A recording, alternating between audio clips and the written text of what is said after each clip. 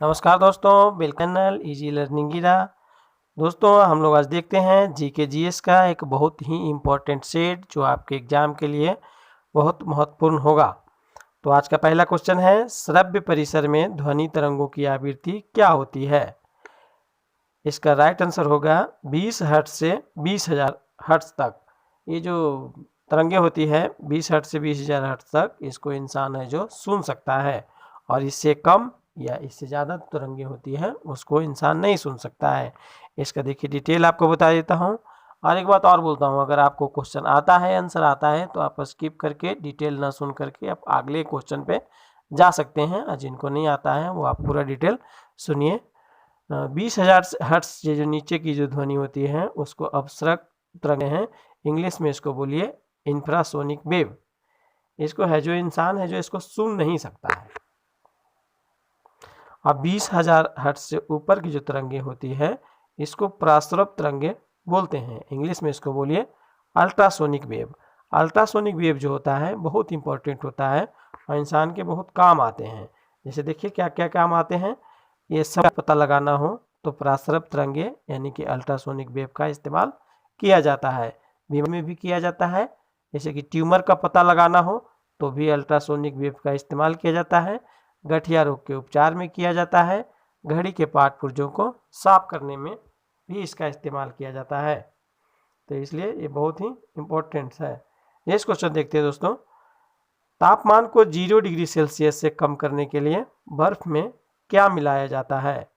तो इसका right answer होगा option A, sodium chloride. Sodium chloride बोलिए तो नमक। नमक का जो है सूत्र होता है NaCl।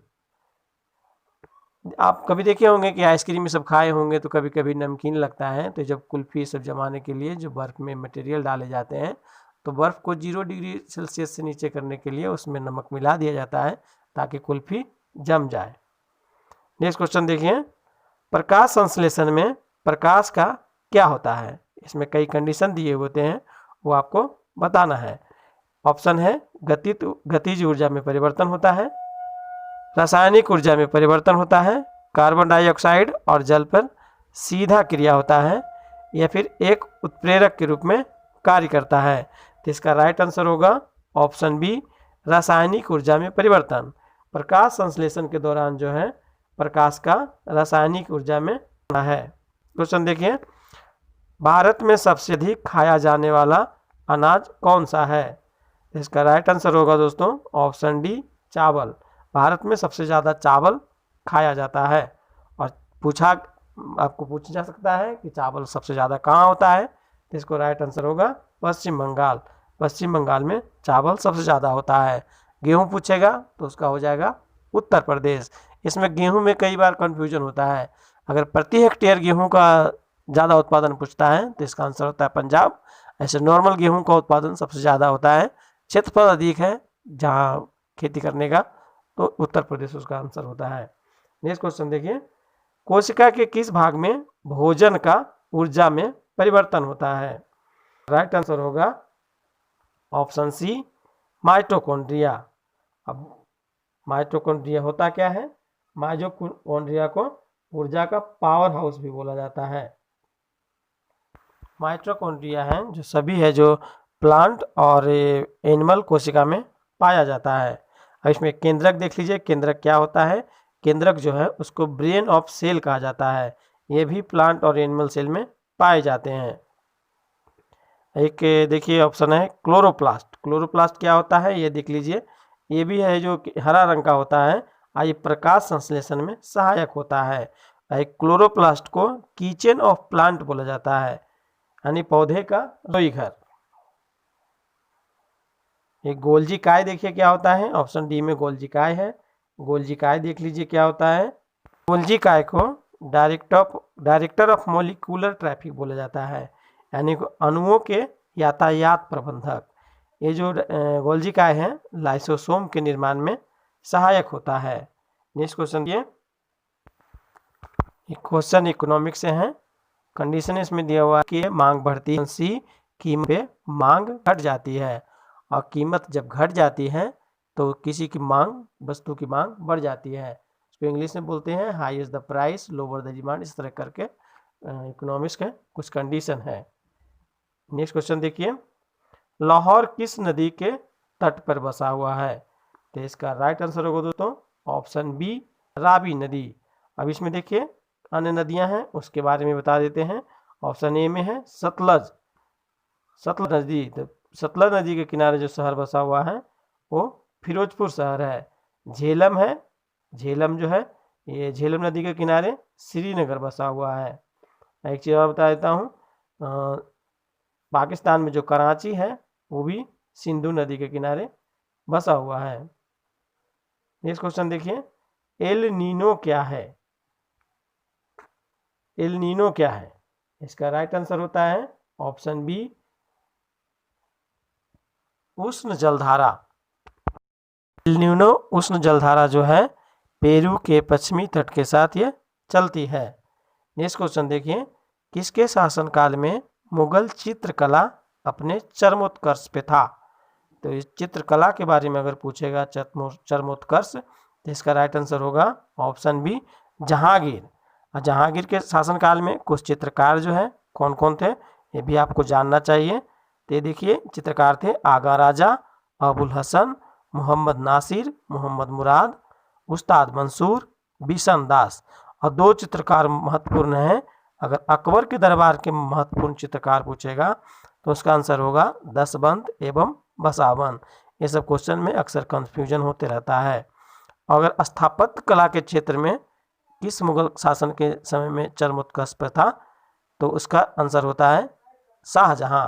शाहजहां ने बहुत सारे है जो इमारतों का निर्माण करवाया था, इसलिए स्थापत्य कला का चरमोत्कर्ष माना जाता है। अब चित्रकला का चरमोत्कर्ष किसका होगा? जहांगीर। तो जहांगीर और शाहजहां में अंतर देखिएगा।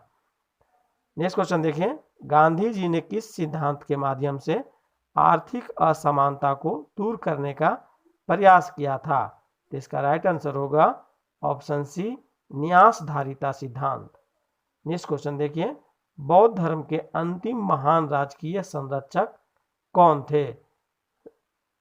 ये जो राजा होते थे किसी धर्म को, उस समय विशेष धर्म नहीं था, कई धर्म है जो उठते थे फिर नीचे उतर जाते थे। तो इस तरह से कोई राजा होता था जिसको है जो किसी धर्म के प्रति झुकाव होता था तो उसको क्या है राजकीय संरक्षण दे देता था। और जब किसी धर्म को राजकीय संरक्षण मिल जाता था तो वो धर्म है जो जल्दी फूलता फलता था। तो बौद्ध धर्म जो है अंतिम जो संरक्षक था वो बंगाल और बिहार के पाल शासक था। अब बिहार का बंगाल के पाल शासक के बारे में थोड़ा सा जान लीजिए। तो बौद्ध धर्म के अंतिम महान जो राजकीय संरक्षक था वो पाल वंश के संस्थापक था, गोपाल था। और इसने उदंतपुरी विश्वविद्यालय जो कि बिहार शरीफ नालंदा में है उसकी स्थापना की थी। अब पाल वंश के सबसे प्रतापी शासक पूछेगा तो इसका आंसर होता है धर्मपाल। धर्मपाल जो है विक्रमशिला विश्वविद्यालय की स्थापना किया था। नेक्स्ट क्वेश्चन देखिए, असहयोग आंदोलन के कार्यक्रम में निम्न में से क्या सम्मिलित नहीं था? तो इसका राइट आंसर होगा ऑप्शन सी स्वशासन की मांग जो है ये सम्मिलित उसमें नहीं था। अन्य मांगे उसमें थी, उसमें प्रमुख मांगे थी स्वशासन की मांग। इसमें तो जो असहयोग आंदोलन के दौरान मुख्यतः विदेशी वस्तुओं का बहिष्कार करना था। इसके लिए कताई बुनाई को है जो प्रमोट किया जा रहा था, स्वदेशी खादी उद्योग को बढ़ावा दिया जा रहा था। अब इतना जान गए हैं तो ये भी जान लीजिए कि अशोक असहयोग आंदोलन है जो कब शुरू हुआ था? तो ये शुरू हुआ था 1920 में। समाप्त कब हुआ? तो ये समाप्त हुआ था 1922 में। एक घटना घट गई थी चौरी चौरा कांड 1922 में। उसके बाद गांधी जी ने असहयोग आंदोलन को स्थगित कर दिया।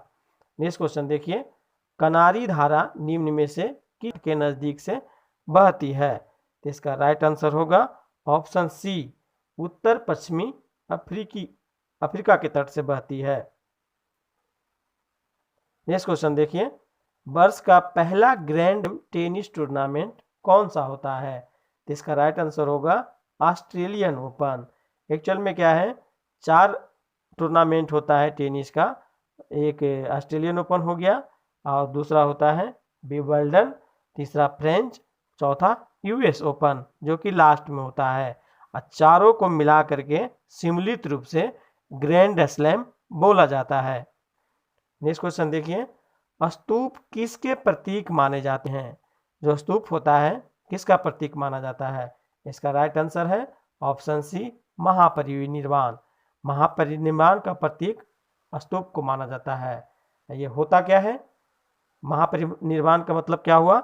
ये जब ये गौतम बुद्ध थे 483 ईस्वी पूर्व में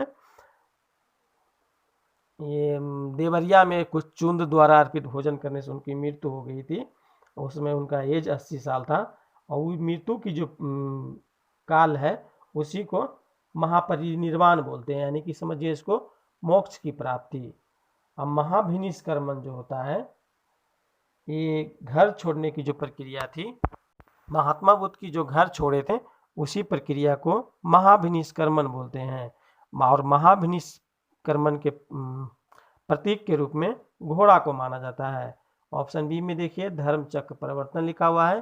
तो जब उनको बोध गया में ज्ञान की प्राप्ति हुई उसके बाद उन्होंने सारनाथ में पहला सार्वजनिक उपदेश दिया, उसी उपदेश को धर्म चक्र परावर्तन के रूप में जानते हैं। इस क्वेश्चन देखिए, मेगास्थनीज ने इंडिका में भारत के 4 नगरों का वर्णन किया है।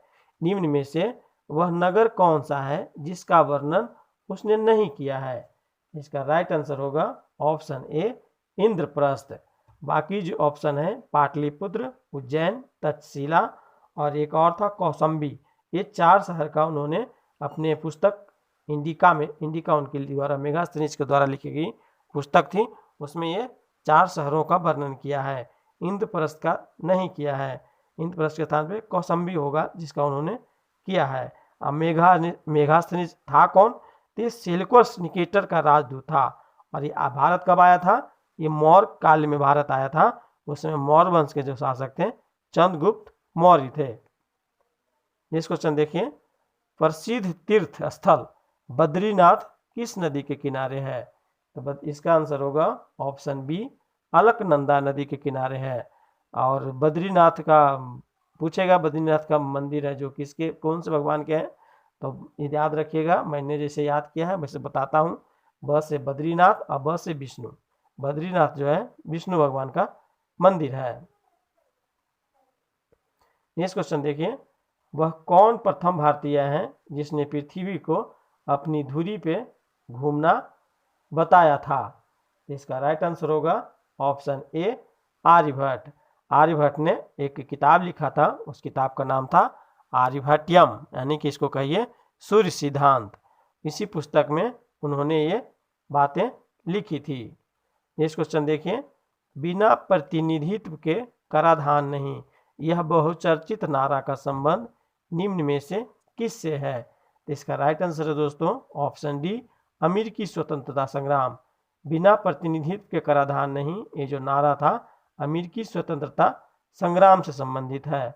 और जो फ्रांसीसी स्वतंत्रता संग्राम जो ऑप्शन ए में दिया हुआ है उसका जो नारा था समानता, स्वतंत्रता और बंधुत्व, ये जो नारा था फ्रांस की क्रांति से संबंधित है। नेक्स्ट क्वेश्चन देखिए, यदि एक लड़का रफ्तार से बढ़ रही ट्रेन में बैठा हुआ है एवं एक गेंद हवा में फेंकता है तो क्या असर होगा?